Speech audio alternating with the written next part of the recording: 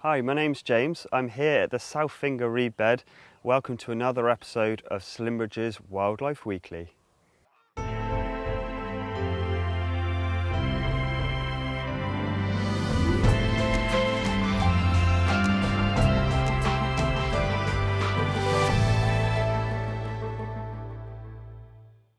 Well, in this week's episode, we're going to be taking a closer look at some of the wading birds that are on site at the moment. Not only do we have quantity, but also some really good quality this week. And then we're going to be taking another look at some of our reserve work, but from a completely different angle.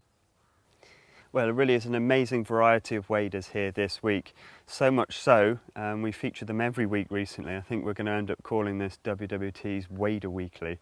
It's one of the main reasons that we're here is to provide feeding for these excellent birds migrating through this time of year.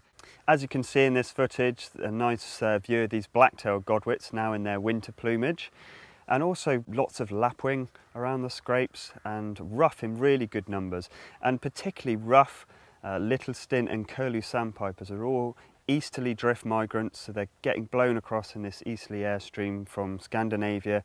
They're on their way south and they're all calling in here, and as the wind continues, more and more of these gorgeous birds are dropping in and have really provided some stunning views from the hides this week. And one of the best waders coming across in the east wind this week is the spotted redshank.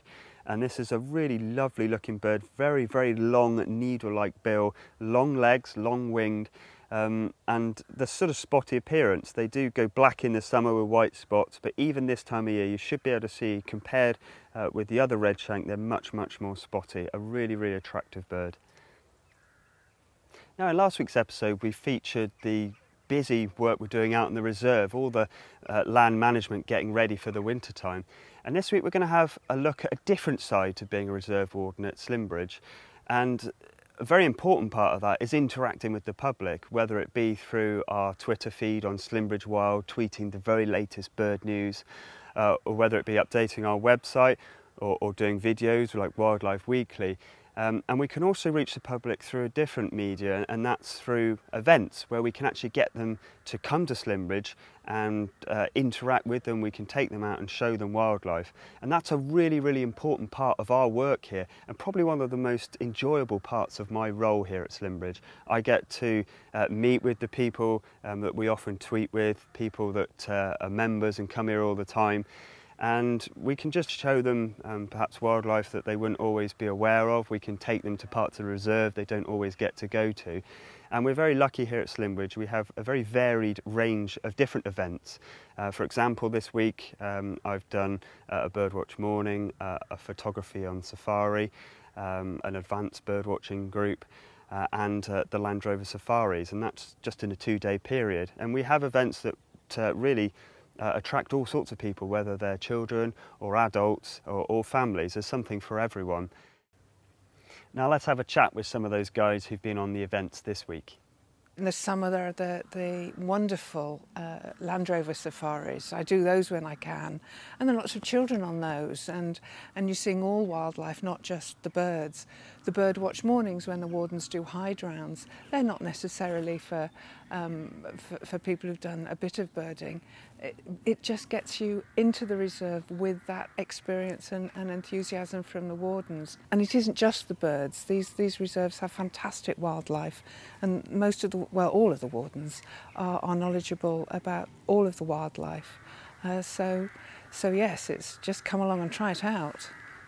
And one of the best things about coming has been learning to look properly at things you might see every day, but learn something new about them each time.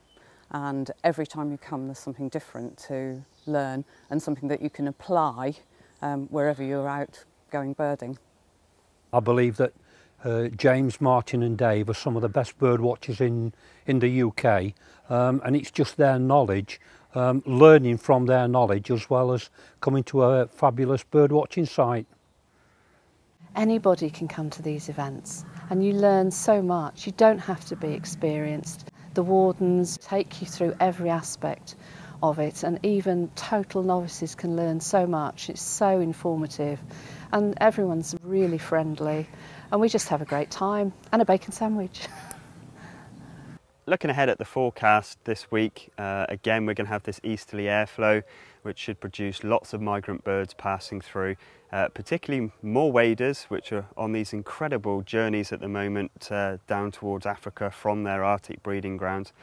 And also look out for things like the wryneck, which is a small, rather cryptic looking woodpecker which breeds up in Scandinavia, and they seem to be popping up all over the place at the moment, and one of the favourite places they turn up is gardens, so this is a bird you could easily find in yours this week. If you've enjoyed this video, then you can click on our logo. There it is, click on your logo there, and that'll give you the newsletter each week which will tell you all about the latest wildlife weeklies. And if you found the information today on the events interesting, then have a look here on our website, and this will give you all the information you need to know about that.